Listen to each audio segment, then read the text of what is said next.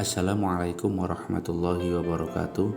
Teman-teman, pada siang hari ini kita akan membahas tentang analisis data penelitian kuantitatif.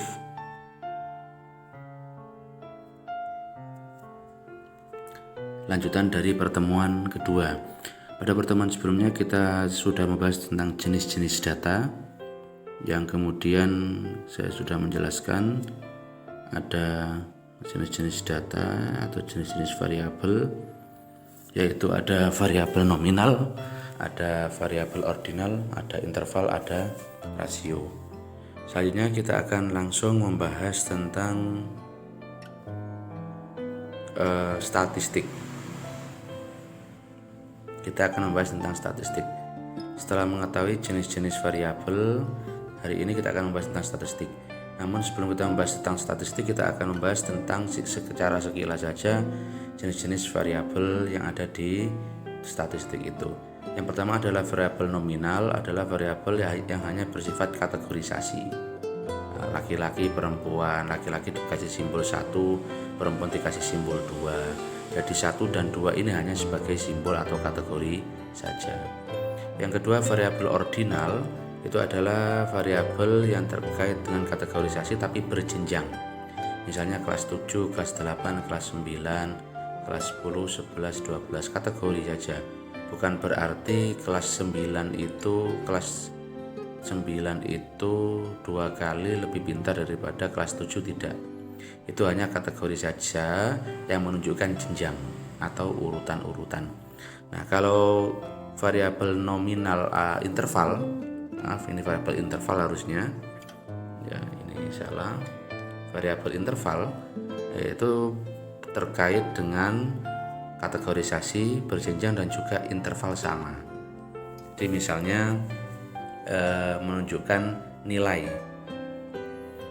nilai hasil belajar atau hasil ujian, itu adalah variabel interval. Misalnya dapat nilai 86, ada yang dapat nilai 86 dan 87, intervalnya adalah 1, 86 satunya dapat nilai 7, nah berarti intervalnya adalah 10. Artinya apa?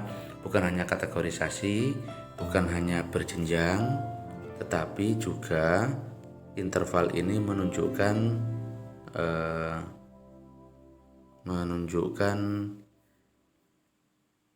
selisih yang sama. Kalau 86 dengan 76 biasanya ada 10, dan itu paten gitu loh.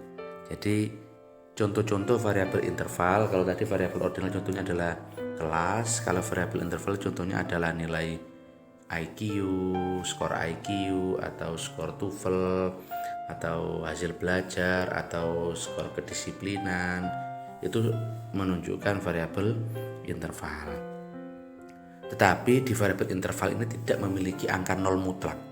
Jadi walaupun misalnya hasil belajar kasih nilai, ada ujian, tidak dijawab sekali, jawabannya salah semua, tetapi di situ tidak ada jawaban nilai 0. Misalnya dikasih nilai 10 kayak 20 kayak, ya bahasanya guru itu adalah buruane nulis. Nah, jadi di interval ini tidak ada nilai 0 mutlak. Nah, berbeda dengan variabel rasio, ya ini variabel rasio. Ini akan huruf. Variabel rasio ini bukan hanya kategorisasi, bukan hanya berjenjang, bukan hanya interval sama, tetapi nilai memiliki angka 0 mutlak. Nah, tapi di dalam statistik variabel rasio ini jarang digunakan. Yang paling sering adalah variabel interval, terutama yang ada di kampus kita ini paling sering menggunakan variabel interval dan variabel nominal, yaitu kategorisasi itu.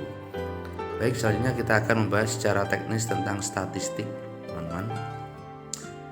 Jenis-jenis statistik itu ada 2, yaitu statistik deskriptif, ada juga statistik inferensial. Itu ya. Apa itu statistik deskriptif? Statistik deskriptif adalah analisis data yang tergolong statistik deskriptif terdiri atas tabel, grafik, min, modus, pengukuran variasi data, median, Dan teknik statistik lain yang tujuan hanya mengetahui gambaran atau kecenderungan data tanpa bermaksud melakukan generalisasi. Jadi begini teman-teman, yang namanya statistik deskriptif itu hanya fokus pada membuat gambaran kondisi yang ada di lapangan, menggambarkan kecenderungan. Misalnya melihat grafik, tabel, rata-rata. Itu misalnya contoh, saya ingin mendapatkan gambaran tentang status masjid musola se-Kabupaten Mojokerto. Nah, kemudian saya membuat kategori, ada yang masjid musola berstatus wakaf, ada yang tidak wakaf. Nah, dari misalnya ada 1000 masjid musola yang berstatus wakaf ada 750. Itu berarti menggambarkan 75% masjid musola yang ada di Mojokerto itu berstatus wakaf. Ya, hanya tujuannya untuk memberikan gambaran seperti itu dalam bentuk tabel, grafik dan lain sebagainya. Bukan bertujuan untuk mengeneralisasi. Mengeneralisasi itu digunakan kalau hasilnya sama di sini maka di kabupaten lain juga sama. Jadi kalau di Kabupaten Mojokerto 75% masjidnya sudah berstatus wakaf, ya tidak bisa digunakan untuk daerah-daerah lain, misalnya di Jombang, misalnya di Sidoarjo, di Gresik, Lamongan atau Surabaya, karena bukan untuk generalisasi. Generalisasi itu temuan yang ada di Mojokerto digunakan untuk memprediksi temuan yang ada di kota-kota lain, tidak bisa seperti itu. Itu yang namanya statistik deskriptif. Selanjutnya ada statistik inferensial. Statistik yang mempelajari tata cara penarikan kesimpulan dari sebuah populasi. Penarikan kesimpulan mengenai karakteristik populasi berdasarkan sampel yang diambil dari populasinya disebut generalisasi atau induksi. Ya, kalau statistik deskriptif ini kebalikan dari statistik inferensial ini kebalikan dari statistik deskriptif. Kalau statistik inferensial ini bisa digunakan untuk generalisasi, meneliti populasi, hasil dari penelitiannya dibuat untuk mengeneralisasi data-data yang lain. Oleh karena itu nama lain dari statistik inferensial adalah statistik induksi karena diambil dari lapangan. Selanjutnya kita akan membahas tentang data kuantitatif. Nah, data kuantitatif itu ada dua, analisis data maksudnya.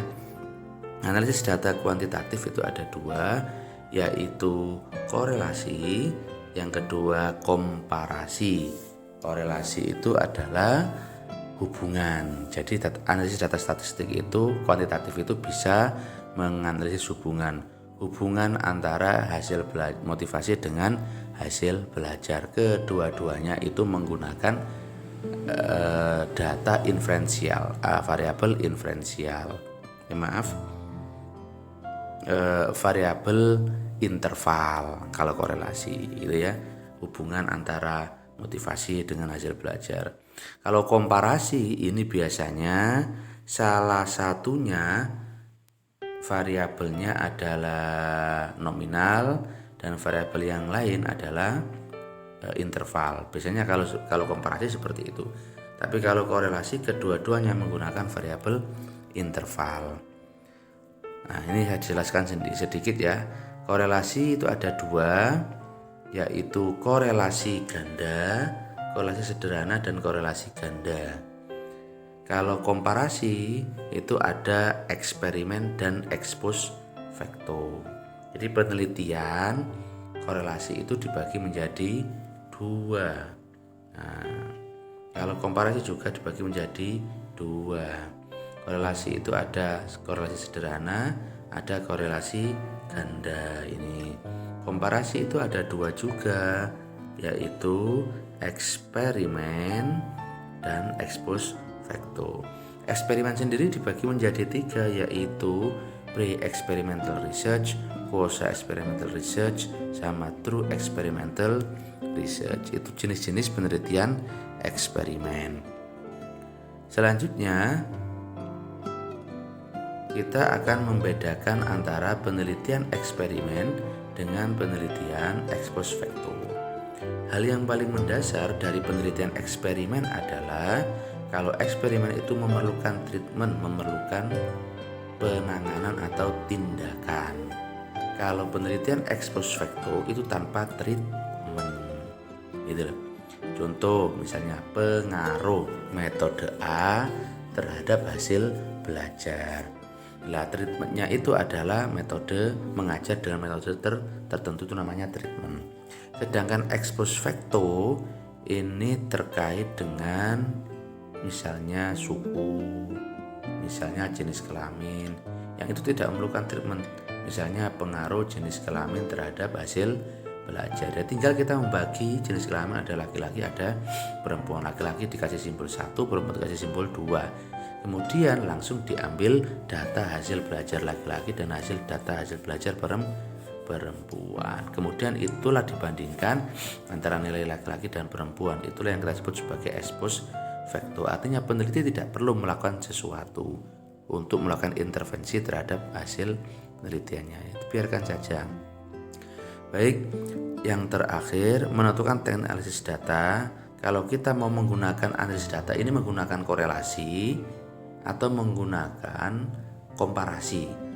Ini menggunakan komparasi yang eksperimen atau ex post facto. Kalau eksperimen ini menggunakan pre atau quasi atau true. Nah, untuk bisa menentukan itu kita harus bisa melihat tujuan penelitian atau masalah penelitian. Yang kedua, kita harus melihat variabel penelitian. Seperti yang saya katakan kemarin di kelas PTK, bahwa PTK itu PAI ya. Nah, kalau tujuan penelitiannya untuk menguji, misalnya menguji efektivitas metode, maka kita menggunakan eksperimen. Tapi kalau tujuan penelitiannya untuk meningkatkan hasil belajar, berarti kalau meningkatkan tujuannya adalah PTK. Jadi untuk menentukan teknik apa yang akan saya gunakan dalam analisis data itu tergantung pada tujuan penelitian atau masalah penelitian. Yang kedua tergantung pada jenis variabel. Tadi yang saya katakan, kalau variabelnya kedua-duanya itu interval, maka biasanya menggunakan penelitian korelasi. Tapi kalau salah satunya adalah nominal dan salah satunya adalah interval, maka akan mengarah ke komparasi. Jadi jenis variabel itu juga menentukan teknik analisis data. Baik, saya kira itu yang bisa saya sampaikan. Terima kasih. Assalamualaikum warahmatullahi wabarakatuh.